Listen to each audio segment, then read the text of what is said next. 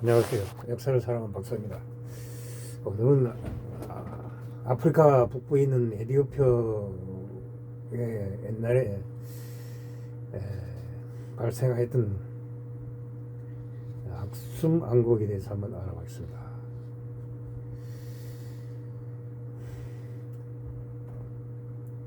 악숨 왕국은 에티오피아 원주민들과 황해를 건너온 예멘의 사바인들이 합쳐져 기원전 8세기경 에티오피아 최초의 왕국인 다못 왕국이 세워졌습니다. 다못 왕국을 시작으로 여러 소왕국들이 우후죽순 등장하다가 기원전 2세기 기원 후 2세기 사이 어느 팀에 악숨 왕국이 탄생하였습니다. 다만 악숨 왕국도 세계는 한 명의 대왕 아래 모인 여러 소왕국들의 연합체에 불과했습니다. 대왕이 죽으면 장자 상속 제자가 아니라 연합에 속한 소왕국들 중에서 새로 선출했을 정도로 왕권도 썩 강하지 않았습니다. 초기 악숨 왕국은 로마 제국과 이집트, 인도 등 주변 국가들과 영토를 장악하고 이득을 보았습니다. 악숨 왕국은 홍해 야란이 항구 아둘리스를 중심으로 거역하였으며 북쪽으로는 로마 제국과 남쪽으로는 인도와 스리랑카와 교류하였습니다. 주요 품목은 상아, 거북이 껍질, 하마가죽, 원숭이 코뿔소뿔, 노예 따위를 팔았다고 합니다. 점점 중앙진 꽃적인 시스템을 거쳐 나가던 악숨 왕국은 무역으로 발생한 막대한 부를 바탕으로 강성한 해군력으로 중무장에 하였습니다. 이렇게 군사력을 정무장한 뒤에 3세기 중후반부터 에티오피아 고원과 예멘 일대로 영토를 확장해 이집트와도 국경을 맞대었습니다. 알려지지 않았지만 3세기 말 마니교의 창시자 마니가 이란 로마 전국과 함께 세계 4대 강국이라고 했을 정도로 잘 나가던 시절이 있었습니다. 악숨 왕국의 실제 공력은 영토, 인구, 군사력, 기술 등을 따졌을 때 저들에 비해 한참 모자랐습니다. 오히려 4대 강국에 포함되어 있지도 않는 인도의 구산 왕조가 영토와 군력이 훨씬 강력하였습니다. 악숨 왕국은 로마의 영향력 아래서 기독교를 받아들이고 군사 지원도 받았습니다. 당시 파르시아에서 인도 중국으로 가는 길목이었던 홍해의 예향을 행사하고 있었습니다. 로마, 인도, 중국 사이에 중개 무역을 했던 페르시아에 사는 마니가 악숨 왕국을 과대평가했을 수도 있습니다.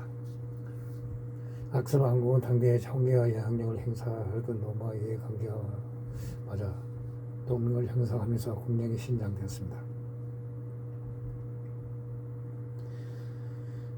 서기 340년경에 에자나 왕 제2계는 기독교를 받아들여 기독교 왕국이 되었습니다. 악숨 왕국은 기독교를 개정하여 지중해를 다스리던 동남아 제국과 가까워졌습니다. 동시에 더욱 쉽게 발전된 지중해 원화를 들어올 수 있었습니다. 6세기경엔 갈렙 왕이 당시 예멘을 지배하고 있던 힘야드 왕국을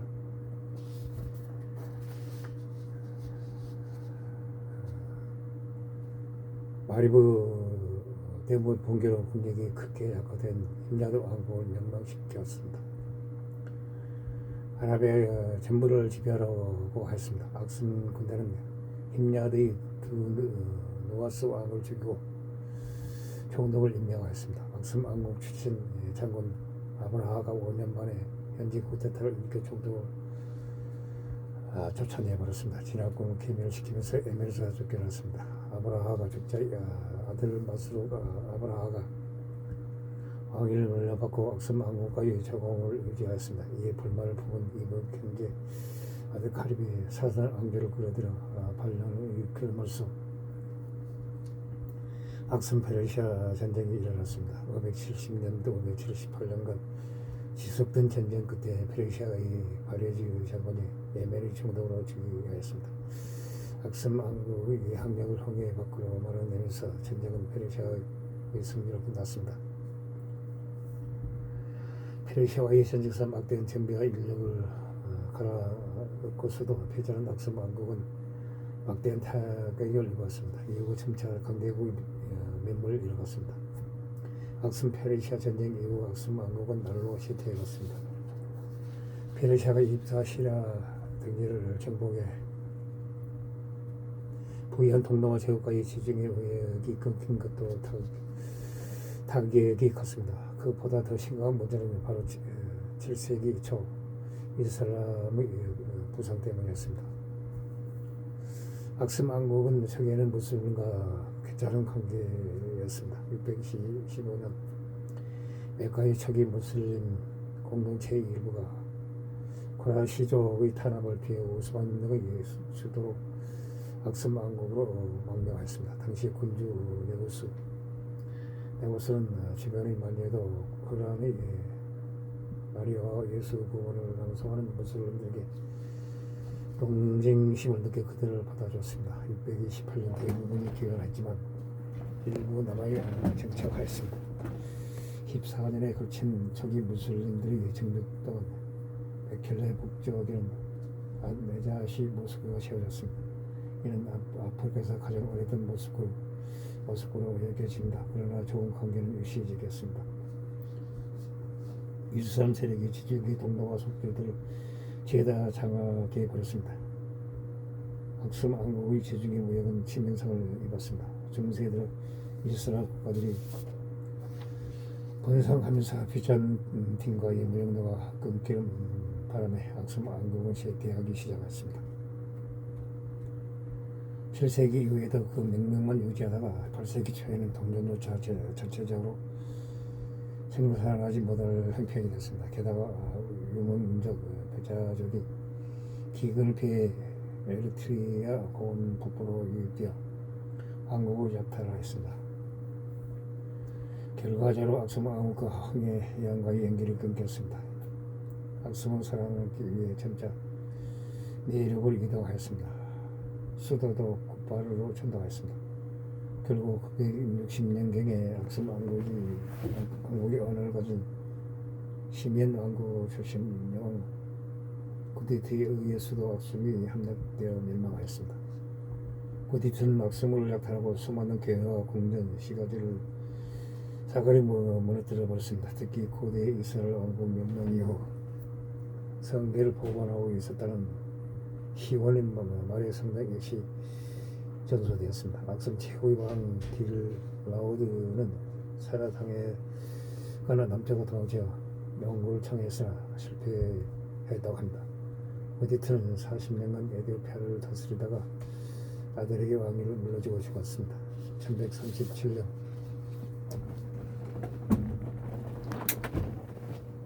마지막 악순 국왕의 사위자 봉신이었던 마라 다클라 하이마노트와 아가우족의 구디트의 왕조를 무너뜨리고 자국의 왕조를 교부하면서 악순의 계승국이 등장하였습니다. 악순 왕국의 문호는 바로 그리스어였습니다.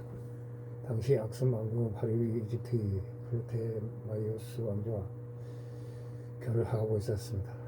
프톨레마이오스 왕조와 그리스계 마케도니아 왕조보다 보니 이집트를 통해 그리스 상인들이 악순에 많이 정착하였습니다. 악순 왕국은 로마 제국과 무역하는 과정에서 자연스레 그리스, 로마 세계의 선진 문화를 받아들였습니다.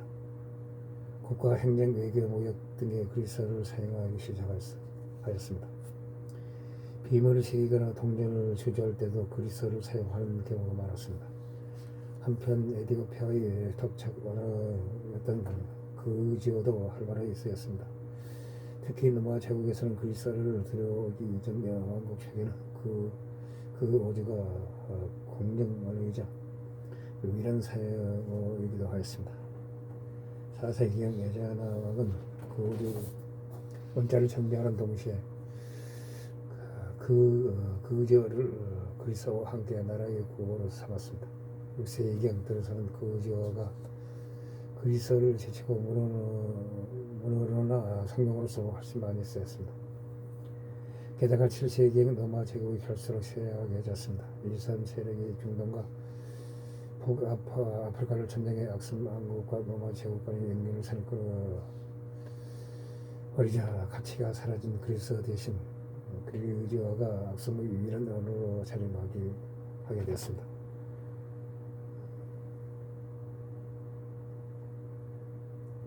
악스 왕국의 현대 에티오피아에 미친 가장 큰 영향이 바로 기독교에 의했습니다. 원래 악스민들은 기독교 개정 이전까지는 아스타르나, 바흐인, 베헬 같은 토착 신들을 믿었습니다.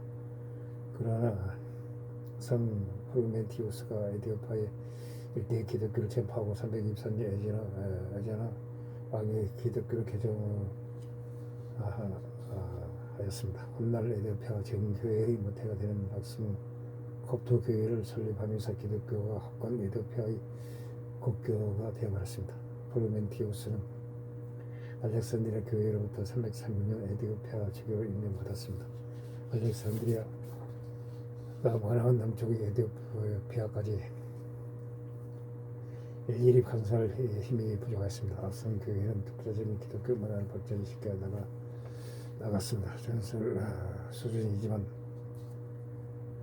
사라진 성경을 시체로 듣는 것도 바로 이 에티오피아의 시온의 성모 마리아 교회였다고 합니다. 그들은 기독교를 믿어서 수도원을 굉장히 많이 지었습니다. 에티오피아 북부의 타나호스 안의 섬들에도 수많은 수도원들이 위치하고 있습니다. 악스 왕국은 전성기에 돌을 깎아서 동굴 교회가 만들었습니다. 이에서 영향을 받은 것이 바로 그 유명한 랄리펠라 동굴 교회입니다. 지금 이 도시 악스에 있는 교회 지하에 상교가 위치하고 있다는 얘기도 있습니다.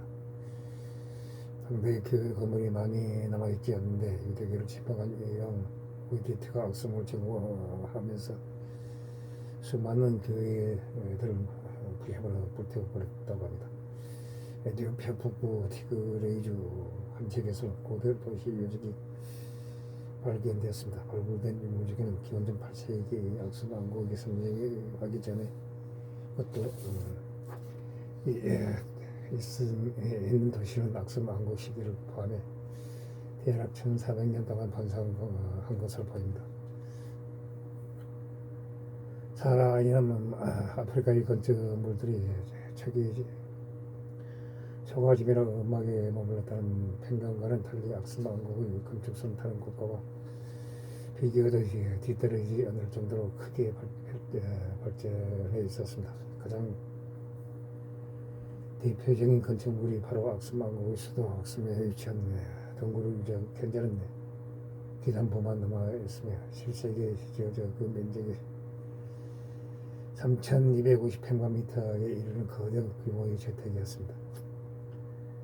이 사람들은 이곳을 시와 여왕이 살던 공동타로 이야기하지만 여왕이 죽고 나서 수백 년 뒤에나 지은 건물이라는 사실일 가능성은 없습니다.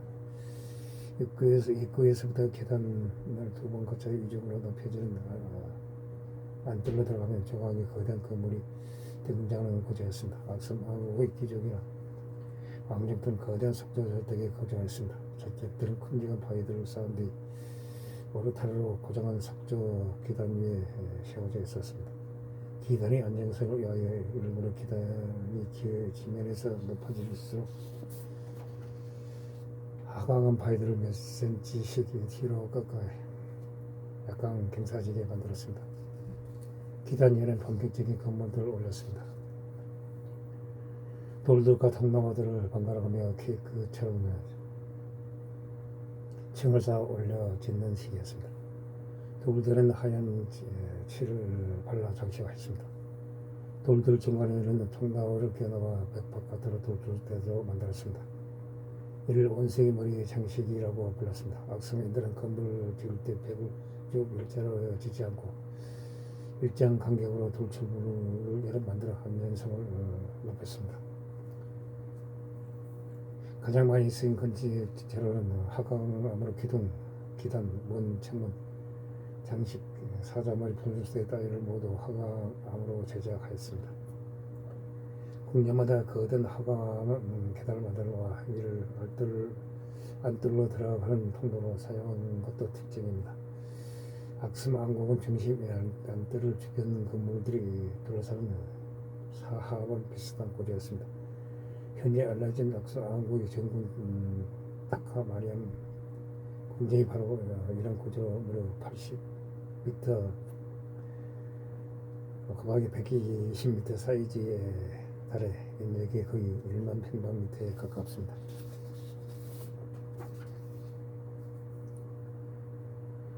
왕이 살던 24m, 거박이 24m짜리 정왕 건물에는 20개의 돌기둥이 세워진 납치관 아련실이 있었습니다. 그 주위로 관리들이 근무하던 고급 행사들이 초소 창고 따위 건물들이 둘러싸고 있었습니다. 악슴 왕국은 홍해에서 인도양으로 나가는 바로 자리에 위치해 있다는 천혜의 입지 덕분에 노마 제국으로 대표되는 지중해 세계와 인도로 대표되는 인도양 세계간의 무역을 홀로 틀어지고 막대한 포유를 좋아했습니다. 악슴 왕국은 코끼리 상어, 거북껍질, 황금과 에메랄드 등을 수출하였습니다. 비단과 향신료 따위를 수입하였습니다.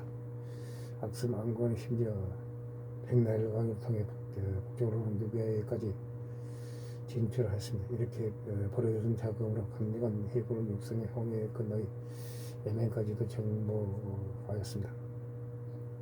에티오피아와 에리트리아의 일정 사막화가 진행된 현대보다 훨씬 부유한 땅이었습니다. 때문에 악슴 왕국은 금문, 상아 따위가 아닌 농산물의 주요 수출품이었습니다. 주요 작물은 밀, 보리, 태프 등이었습니다. 악슴민들은 낙타양 소를 길렀으며 값비싼 상아를 얻기 위해 코끼리와 부처 등의 야생 동물들을 사냥하였습니다. 이렇게 사냥한 상아들 노마 제국은 물론 이집트의 페르시아 상인들까지 모여들어 비싸게 사갔습니다. 악수면은 금강 철강도 많았습니다. 금과 철도 활발히 수출했습니다. 금과 철을 활발히 수출하였으며 홍해가 바로 옆에 있다는 이점을 이용해 소금을 만들어 아프리카 내륙에 팔았습니다. 악슴 왕국이 번성된 것은 시대적 행운 덕분도 있었습니다. 기존 지중해와 인도 사이의 교역로는 이라크와 페르시아만 일대를 거쳐갔습니다. 홍해를 통하는 교역로는 그에 비하면 새가 양하였습니다. 그러나 1세기 경부터 노마 상인들은 이집트와 홍해를 통해 인도로 건너가는 교역로를 개척하였습니다. 홍해 교역로를 이용하며 몬순 바람을 타고 아라비아해를 건너 바로 남인도로 갈 수 있다는 엄청난 이점이 있었습니다. 개후로 1100년경 이르자 홍해 교역로는 기존의 대인도 교역로를 모조리 능가하는 거대한 무역 루트가 되었습니다. 로마 남인도 제품들이 엄청난 히트를 쳤습니다. 홍해를 장악하고 있던 악슴 왕국도 자연스레 엄청난 이익을 얻을 수 있었습니다. 번성한 악슴 왕국은 520년경 홍해 건너편의 예매를 공격해 홍해 무역을 오롯이 독점하라고 했습니다. 예멘만 차지하면 좁은 바브엘만 대부 해역을 혼자 독식할 수 있었습니다. 당시 악슴 왕국 칼레브 1세는 예멘 힘야도 왕국의 두 노아스 왕이 유대교를 점유하고 기독교를 박해하고 있다는 핑계로 전쟁을 하였습니다. 악슴 왕국은 동남아 제국의 도움으로 예멘을 점령하고 사선 왕조가 쳐들어오기 전까지 40년간 예멘에 영향력을 끼쳤습니다. 악슴 왕국은 아프리카 내륙 무역에도 언덕을 들었습니다. 전통적인 아프리카 내륙 무역의 강자는 쿠시 왕국으로 나일강 사물에 있다는 일정을 활용해 나일강을 따라 이집트와 무역하며 성장의 현 전통적인 강국이었습니다. 이집트와의 무역에서 떨어지는 막대한 돈의 입맛을 다시던 악슴 왕국은 홍해 국교역을 벌어들인 돈으로 1세기경 쿠시 왕국을 몰아내고 아프리카 내륙 경로를 차지하는 데 성공하였습니다. 쿠시 왕국의 수도 메르에가 쇠퇴하는 대신 악슴 왕국에 대해 항구 아들리스가 성장하였습니다. 악슴 왕국은 2세기와 3세기에 거쳐 나일강을 통하지 않고도 이집트의 물품을 공급할 수 있도록 꾸준히 교역을 확장하였습니다. 결국 노마 제국이 아프리카산 상품을 공급하는 주요 판매자로 자리매김한 데 성공하였다고 합니다. 이상 아프리카에 위치한 에티오피아 악슴 왕국에 대해서 한번 알아봤습니다. 에티오피아가 과거에 로마 제국, 페르시아, 인도에 거쳐 강력한 왕국을 건설했다는 것을 우리는 알 수 있습니다. 이상 이야기를 마치고자 합니다. 항시 부족합니다. 양해 부탁드립니다. 감사합니다.